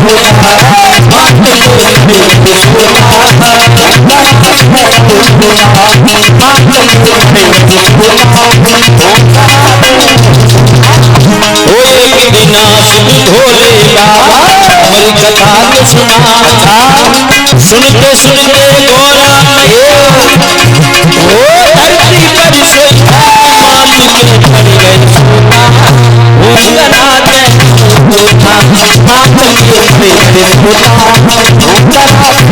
वो करा दे सोता, मात के पड़ गए सोता, वो करा दे सोता। याद रहे भागवत प्रेमियों, भोले बाबा ने कथा सुनाना प्रारंभ किया। आज कथा सुनते सुनते मैया को नींद आ जाती है, लेकिन उस अंडे में से बच्चा प्रकट हो गया तो हूं हूं की आवाज देने लगा है। भोले बाबा ने देखा कि गौरा तो सो गई है, ये हुंका की आवाज कहां से आ रही है? तोता, वो बच्चा भागने लगा है, आगे आगे तोता है और पीछे पीछे भोले बाबा त्रिशूल लिए भागे जा रहे हैं। इधर व्यास जी की पत्नी अपने दरवाजे पर खड़ी हुई थी, उनको जैसी जमवाई आई, उन्होंने जैसे मुंह खोला, तोता उनके मुंह में चला गया। भोले बाबा ने धूनी रमा दी व्यास जी के घर पे। व्यास जी आए, उन्होंने सवाल कर दिया, हे प्रभु आप हमारे घर पे कैसे हो? बोले तुम्हारे घर में एक चोर आ गया। बोले चोर? सारा वृतांत बताया। तो आज व्यास जी ने एक बात कही, प्रभु आपने कथा किसके लिए बनाई? बोले सुनने के लिए। तोता ने कथा सुनी है तो वो अमर हो गया, उसका कुछ हो नहीं सकता है। अनेक प्रकार से निवेदन किया है। श्रोता बंधु हो, आज भोले बाबा वहां से चले जाते हैं। व्यास जी आज धीरे धीरे 12 वर्ष हो गए। 12 वर्ष याद रखना भागवत प्रेमियों। तो व्यास जी ने कहा, लाला बाहर आओ, क्यों अपनी माँ को पीड़ा दे रहे हो? तो अंदर से आवाज आई, हे पिताजी, इस संसार 2 घड़ी के लिए निर्मोह किया जाए, किसी को किसी के प्रति मोह नहीं होना चाहिए, उसी वक्त हमारा जन्म हो जाएगा।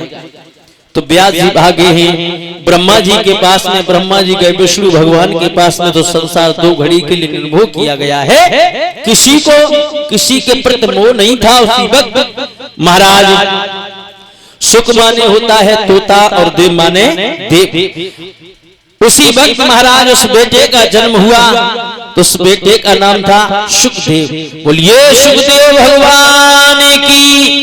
वही महाराज सुखदेव हैं, जब पहुंचे हैं जाकर के तो उन्हें उच्च आसन दिया है महाराज सुखदेव ने। महाराज परीक्षित को कथा श्रवण कराई है। आज जैसे पहुंचे हैं जाकर के तो उच्च आसन दिया है सुखदेव को, और सुखदेव ने कहा है राजन परीक्षित, तुझे अगर भगवान की कथा बड़े मन लगा करके अगर तू श्रवण करेगा तो तू भविष्य पार हो जाएगा। तो आज उन्होंने भगवान की कथा महाराज व्यास नंदन श्री सुखदेव जी ने राजा परीक्षित को भगवान की कथा श्रवण कराई है और कहा, हे राजन परीक्षित, कथा सुनते वक्त कभी भी ऊंच नीच का, द्वेष भावना का भाव नहीं होना चाहिए। भगवान की कथा सुनते वक्त ये नहीं होना चाहिए कि हमें बहुत बड़े पैसे वाले हैं, मैं बहुत सुंदर है, मेरे पास ये है, मेरे पास वो, ऐसा कुछ नहीं होना चाहिए। जो भगवान की कथा मन लगा करके श्रवण करता है उसका फल उसे अवश्य मिलता है। याद रखना भागवत में। और एक भैया ने होली 2 लाइनें होली की, उसके बाद ठाकुर जी का भोग और उसके बाद आरती।